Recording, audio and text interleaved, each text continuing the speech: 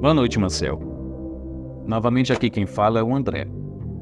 Irei contar o segundo caso do meu pai e o lobisomem, que foi mais assustador que o primeiro. Digo isso porque aquele bicho rondou nossa casa por várias noites. E nos mudamos de lá por causa de sua presença diária. E ocorreu aqui onde moramos atualmente. Bom, chegamos em Campinas em 1990. Viemos para cá porque a irmã do meu pai já morava em São Paulo e arrumou um serviço para ele. Era como cuidador de sítio ou caseiro, caso preferirem. E por alguns meses moramos com a minha tia, até o meu pai arrumar uma casa no interior. Bem, ele passou 2 anos naquele serviço de cuidar dos bichos e do sítio, até que o dono de lá faleceu e seus filhos resolveram vender as terras. O meu pai foi dispensado do trabalho, mas com um pouco tempo arrumou outro emprego, como soldador em uma metalúrgica do centro. E como morávamos no interior, todos os dias ele ia pegar um ônibus para trabalhar, que nunca o deixava perto de casa. Ele descia na beira da BR e seguia a pé para nossa casa. E uma pequena estrada de chão. Minha mãe dizia que era perigoso andar por ali sozinho. Mas meu pai, como sempre foi cabeça dura, nunca ouviu os conselhos dela. E ele continuou naquela labuta diária por várias e várias noites. O serviço dele como soldador terminava às 6 horas da tarde. Mas ele sempre ficava preso no trânsito até umas 8 ou 9 horas da noite. Sem contar nas extras que ele fazia. E só por volta de umas 9 ou 10 horas que meu pai chegava em casa.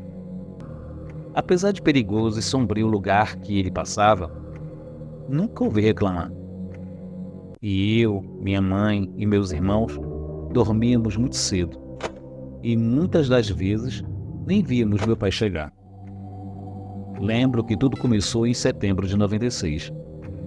O meu pai primeiramente adquiriu um revólver calibre 38 e, como se não bastasse isso, depois de 2 semanas ele comprou outro e deixou na guarda do meu irmão mais velho, que na época tinha somente 16 anos.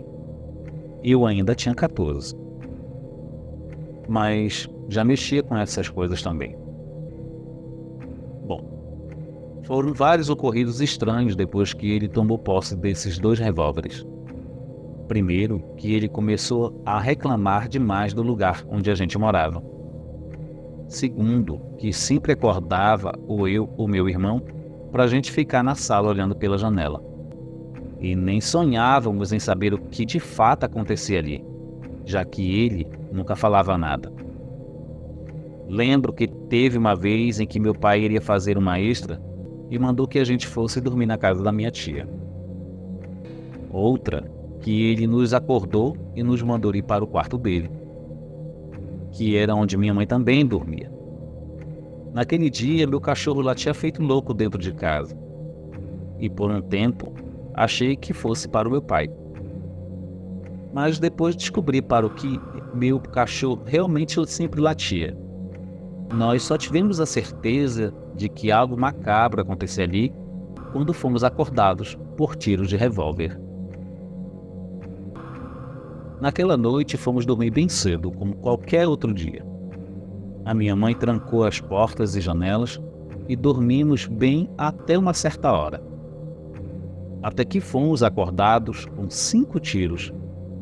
Depois dos tiros, ouvimos meu pai gritando lá fora. E seus gritos me gelam a espinha até hoje.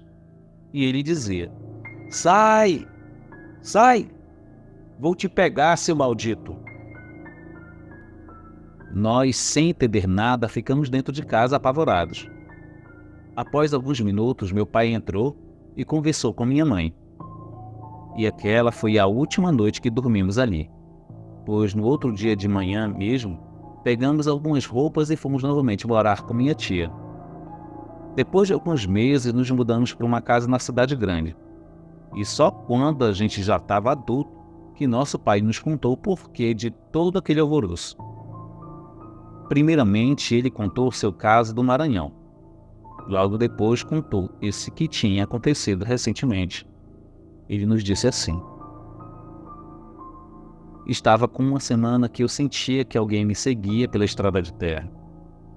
Até que pensei que fosse bandido para me assaltar.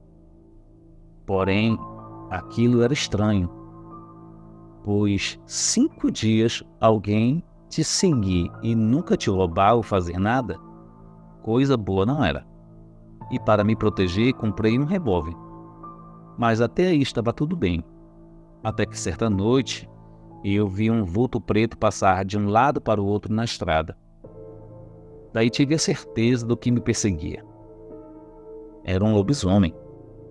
Comprei até um outro revólver para deixar em casa, já que também cheguei a vê-lo próximo de lá. Teve até uma vez que mandei vocês vigiarem para mim, pois naquela noite ele estava por perto. Mas o maldito do bicho sempre corria.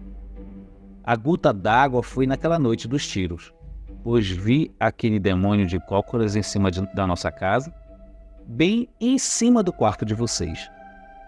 Não quis falar nada logo para não causar pânico, pois tenho certeza que iriam ficar traumatizados, vendo aquele bicho feio olhando para vocês. Quando ele nos disse isso, tudo se encaixou, e entendi o porquê dele ter ficado estranho por um tempo, do porquê meu cachorro sempre latia pro nada de madrugada. Além do motivo daqueles tiros que ouvimos, meu pai também disse que já fazia quase um mês que esse bicho rondava perto de nossa casa, mas que nunca nos atacou, pois sabia o horário em que a gente dormia e o horário em que ele chegava de serviço. E também porque o bicho era inteligente, pois sempre fugia quando meu pai estava por perto. Por várias noites eu fiquei com medo de dormir cedo, e sempre durmo tarde até os dias de hoje. Atualmente moro aqui na região mais movimentada da cidade e torço para nunca ver um bicho feio desses. Boa noite.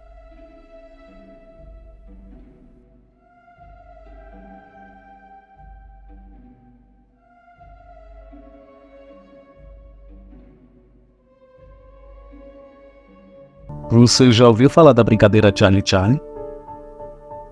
Eu estudava no 5º ano. Isso ocorreu em 2014. Eu estava na sala de aula junto com os meus amigos e me recordo que era aula vaga e nós decidimos brincar de Charlie Charlie. Para quem não lembra como é a brincadeira, vou explicar.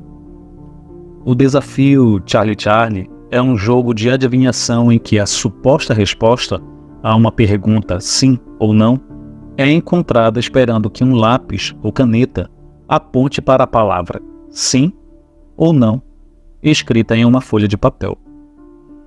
Foi popularizado no mundo de língua inglesa em 2015, em parte através da hashtag Charlie Charlie Challenge. O jogo dos 2 lápis envolve cruzar 2 canetas ou lápis para criar uma grade, com setores rotulados como sim e não. E depois fazer perguntas a uma entidade sobrenatural chamada Charlie. Espera-se então que o lápis superior gire para indicar a resposta a tais perguntas. A primeira pergunta que todos fazem ao brincar é: podemos brincar? Ou você está aqui? Ou você está aí?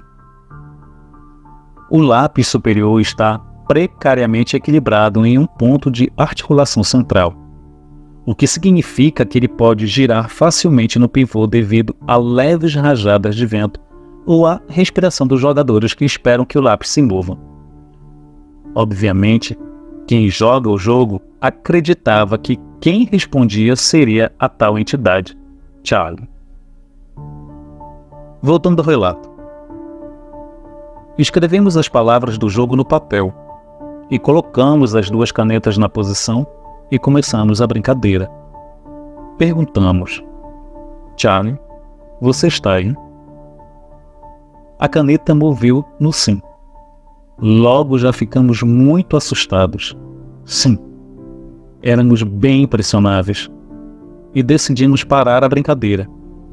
Sei que muitos podem achar bobagem o que aconteceu até agora.